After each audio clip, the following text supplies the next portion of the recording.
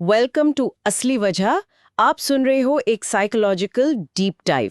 आज हम मनोविज्ञान की दुनिया के एक बहुत ही दिलचस्प और कह सकते हैं उतने ही खतरनाक कॉन्सेप्ट की गहराई में उतरेंगे। हाँ, जिसे डार्क ट्रायड के नाम से जाना जाता है। बिल्कुल। और आज का ये सेशन खास भी है क्योंकि हमारे एक लिसनर ने इस विषय पर कुछ बहुत ही दिलचस्प सॉस भेजे हैं। अच्छा। इनमें कुछ क्लिनिकल केस स्टडीज हैं और साथ ही रिलेशनशिप एक्सपर्ट डॉक्टर रामानी दुर्वासुला की एक किताब के कुछ हिस्से भी हैं। बहुत बढ़िया। तो हमारा मिशन है इन लक्षणों को सिर्फ किताबी परिभाषाओं से नहीं बल्कि असल दुनिया के उदाहरणों से समझना। बिल्कुल, क्योंकि देखिए नार्सिसिज्म, मैकियावेलियनिज्म और साइकोपैथी, ये तीनों लक्षण अलग अलग ही बहुत खतरनाक हैं। बिल्कुल। लेकिन जब ये किसी एक ही इंसान में मिल जाते हैं ना, तब तो वो एक परफेक्ट शिकारी बन जाता है। लेकर तैयार किया है। और इस कहानी का नाम है द डेविल यू लव। इसमें दो मुख्य किरदार हैं। पहला विक्रम, जो बाहर से एक सपनों का साथी लगता है, बेहद आकर्षक, आत्मविश्वासी, सफल। हाँ, लेकिन अंदर से उसमें डार्क ट्रायड के तीनों लक्षण हैं। और दूसरी तरफ है अलीशा, एक समझदार सफल लड़की जो अपनी स्थिर लेकिन थोड़ी बोरिंग जिंदगी में एक जुनून की तलाश में है। उससे अच्छे लड़के अब आकर्षित नहीं करते। नहीं, और विक्रम का वो निडर अंदाज वो उसे अपनी तरफ खींच लेता है। चलिए इन सोर्सेस के आधार पर देखते हैं कि ये जाल आखिर बुना कैसे जाता है। तो कहानी की शुरुआत यानी पहला पड़ाव इन केस स्टडीज में नार्सिसिस्टिक हुक कहलाता है। ये वो पहली कड़ी है जिससे शिकार को फंसाया जाता है। तो सीन है एक बड़ी कॉर्पोरेट पार्टी का। माहौल में काफी तनाव है और अलीशा अकेली खड़ी है और उसकी सैंडल की हील टूट गई है। हाँ, और वो बहुत शर्मिंदा है, लगभग रोने वाली है। यहाँ पर ध्यान देने वाली बात यह है कि वो एक बहुत ही नाजुक स्थिति में है। बिल्कुल। और जैसा कि हमारे सोर्सेज बार बार बताते हैं, एक शिकारी हमेशा ऐसे ही पलों का इंतजार करता है जब इंसान सबसे ज्यादा कमजोर महसूस कर रहा हो। तभी विक्रम की एंट्री होती है, किसी हीरो की तरह। लेकिन वो ये नहीं पूछता कि क्या तुम ठीक हो। नहीं, वो सीधे हालात को अपने कंट्रोल में ले लेता है। वो एक वेटर को इशारे से बुलाता है, अलीशा के लिए कुर्सी मंगवाता है और अपने हजारों के सूट का जैकेट उसे देता है ताकि वो अपने पैर ढक सके। हाँ, और फिर वो कहता है सिंड्रेला वाले पल सिर्फ किताबों में रोमांटिक लगते हैं, असल जिंदगी में उनमें दर्द होता है, बैठो। ये बहुत महत्वपूर्ण पल है। इसे नार्सिसिज्म का ग्रैंडियोसिटी वाला पहलू कहते हैं। ग्रैंडियोसिटी। हाँ, विक्रम सिर्फ मदद नहीं कर रहा, वो मदद करने का एक प्रदर्शन कर रहा है। उसका मकसद अलीशा की मदद करना उतना नहीं है जितना ये दिखाना है कि वो कितना काबिल है, शक्तिशाली है और कंट्रोल में है। बिल्कुल, वो कमरे में मौजूद हर इंसान का ध्यान अपनी तरफ खींच रहा है। लेकिन ये प्रदर्शन इतना असरदार क्यों होता है? कोई सामान्य इंसान तो शायद बस मदद कर देता। इतना बड़ा शो बनाने की क्या जरूरत थी? बहुत अच्छा सवाल है। जरूरत इसलिए थी क्योंकि ग्रैंडियोसिटी एक आम इंसान को एक हीरो में बदल देती है। अलीशा उस वक्त परेशान थी, लाचार महसूस कर रही थी। विक्रम की इस हरकत ने उसे तुरंत एक सुरक्षा का एहसास दिलाया। उसे लगा कि उसे एक रक्षक मिल गया है, कोई ऐसा जो किसी भी मुश्किल को संभाल सकता है। एग्जैक्टली। नार्सिसिस का ये शो ही उसे भीड़ से अलग करता है और उसे खास बनाता है। और ये हुक कुछ दिनों बाद एक डिनर डेट पर और भी गहरा होता है। विक्रम बहुत ध्यान से अलीशा की हर बात सुनता है, जैसे दुनिया में उससे ज्यादा जरूरी कुछ है ही नहीं। अलीशा उसे अपने दबे हुए सपने के बारे में बताती है। मैं हमेशा से अपनी एक कॉर्पोरेट नौकरी छोड़कर एक छोटी सी बेकरी खोलना चाहती थी। और अब विक्रम का जवाब सुनिए, जो सीधा डॉक्टर रामानी की किताब से उठाया गया लगता है। क्या कहता है वो? वो कहता है, कॉर्पोरेट की दुनिया तुम्हारे जैसी क्रिएटिव रूह के लिए एक पिंजरा है। तुम्हें कुछ बनाना चाहिए, नष्ट नहीं करना चाहिए। मैं तुम्हारे अंदर वो आग देख सकता हूँ। वाव, ये सुनकर तो किसी को भी लगेगा कि आखिरकार कोई है जो उसे सच में समझता है। बिल्कुल, लेकिन यहाँ एक बहुत चालाक मनोवैज्ञानिक तकनीक का इस्तेमाल हो रहा है, जिसे लव बॉम्बिंग कहते हैं। हाँ, लव बॉम्बिंग। विक्रम असल में अलीशा के सपनों को ही उसे वापस सुना रहा है, लेकिन बेहतर, ज्यादा काव्यात्मक शब्दों में। वो उसके अहंकार को, उसकी काबिलियत को बढ़ा रहा है। सही। और ऐसा करके वो अलीशा की सुरक्षा की सारी दीवारें गिरा रहा है। वो उसे ये महसूस करवा रहा है कि उन दोनों के बीच एक खास, एक गहरा कनेक्शन है जो किसी और के साथ हो ही नहीं सकता। बिल्कुल। लेकिन यहाँ एक बहुत बारीक लाइन है। लव बॉम्बिंग और किसी के साथ जेन्युइन इंटेंस कनेक्शन में फर्क कैसे करें? हमारे सोर्सेज इस बारे में क्या कहते हैं? सोर्सेज के अनुसार इसमें दो बड़े फर्क हैं। पहला, गति। लव बॉम्बिंग बहुत तेजी से होती है। अच्छा। आपको लगेगा कि आप किसी को हफ्तों से जानते हैं जबकि मिले हुए कुछ ही दिन हुए होंगे। और दूसरा, वो हमेशा एक तरफा लगता है। हाँ, वो आपके बारे में सब कुछ जानना चाहेगा, आपको दुनिया का सबसे खास इंसान महसूस कराएगा, लेकिन अपनी असली भावनाओं या कमजोरियों के बारे में कभी बात नहीं करेगा। कभी नहीं। वो एक आईने की तरह काम करता है जो सिर्फ आपकी खूबियां आपको दिखाता है, अपनी नहीं। तो ये लव बॉम्बिंग का हुक लग चुका है। अलीशा को लग रहा है कि उसे दुनिया का सबसे बेहतरीन इंसान मिल गया है। लेकिन जैसा कि इन की स्टडीज में बताया गया है, नार्सिस्टिक हुक के बाद ही असली जाल बिछाया जाता है, जिसे हम मैकियावेलियन जाल कह सकते हैं। सही। मैकियावेलिनिज्म का मतलब ही है अपने लक्ष्य को पाने के लिए चालाकी और धोखे का इस्तेमाल करना, बिना किसी नैतिकता की परवाह किए। बिल्कुल। और इस रिश्ते में विक्रम का लक्ष्य है अलीशा पर पूरा कंट्रोल हासिल करना। कहानी 3 महीने आगे बढ़ती है। वो एक पार्टी में है और अलीशा की सबसे अच्छी दोस्त रिया विक्रम की महंगी कार पर कोई हल्का फुल्का मजाक कर देती है। एक आम मजाक, दोस्तों के बीच ही आम बात है। हाँ, लेकिन एक मैकियावेलियन दिमाग के लिए ये खतरा है, एक ऐसा खतरा जिसे खत्म करना जरूरी है। क्योंकि दोस्त बाहर की दुनिया से सच का आईना दिखा सकते हैं। एग्जैक्टली। तो पार्टी के बाद कार में विक्रम बहुत शांति से, मतलब बिना किसी गुस्से के, अलीशा से कहता है, क्या?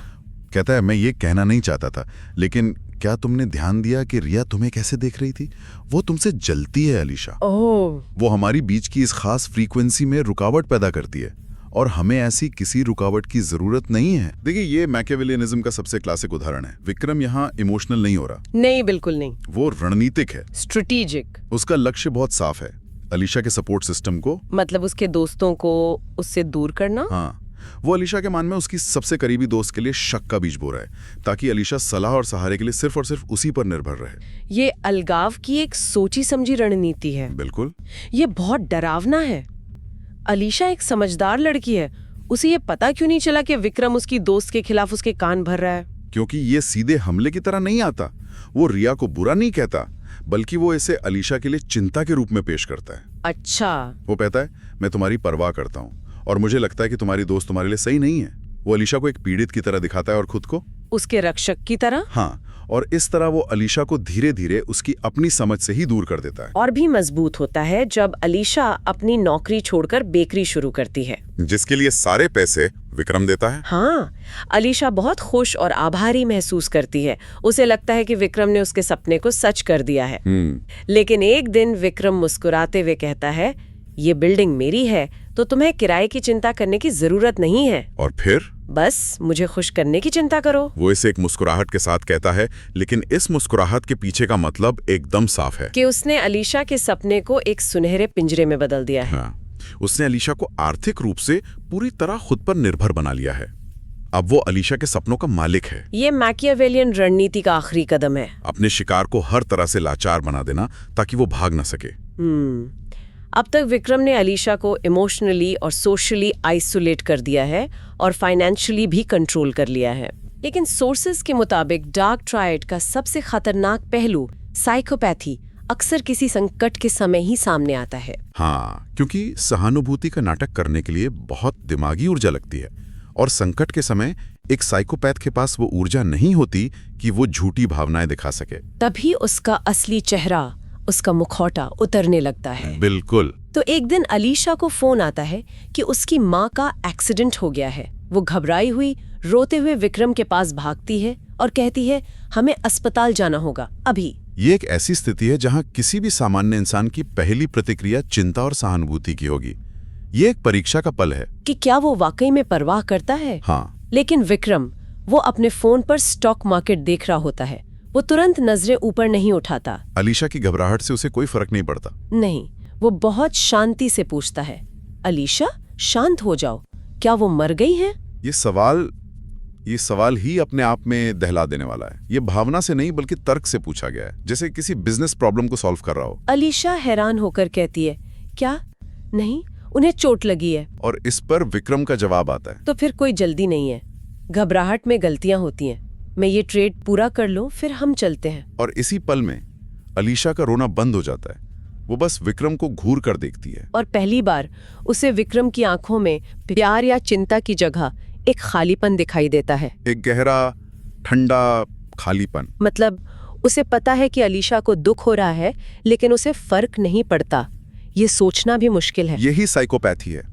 यहाँ अफेक्टिव एम्पैथी यानी भावनात्मक सहानुभूति की पूरी कमी है। अच्छा। उसे दिमागी तौर पर पता है कि अलीशा दुखी है और उसे क्या बोलना चाहिए, लेकिन वो उस दुख को महसूस नहीं कर सकता। उसके लिए अलीशा की माँ का एक्सीडेंट उसके काम में आई एक रुकावट से ज्यादा कुछ भी नहीं है। एक दिन जब विक्रम शॉवर में होता है, अलीशा उसके ब्लेजर में टिश्यू ढूंढ रही होती है। हाँ। लेकिन उसे टिश्यू की जगह एक रसीद मिलती है।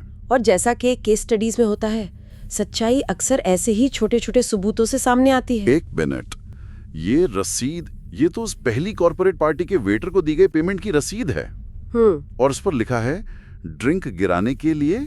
इसका मतलब जो उस रात हुआ, अलीशा का गिरना, उसकी हील का टूटना, वो सब एक ड्रामा था। हाँ, वो सब एक सोची समझी साजिश थी, ताकि विक्रम उसे बचाने वाले हीरो की तरह एंट्री ले सके। बिल्कुल। उनकी पहली मुलाकात को इत्तेफाक नहीं थी, और यहाँ पर डार्क ट्राइड के तीनों हिस्से एक साथ काम करते हुए दिखते हैं।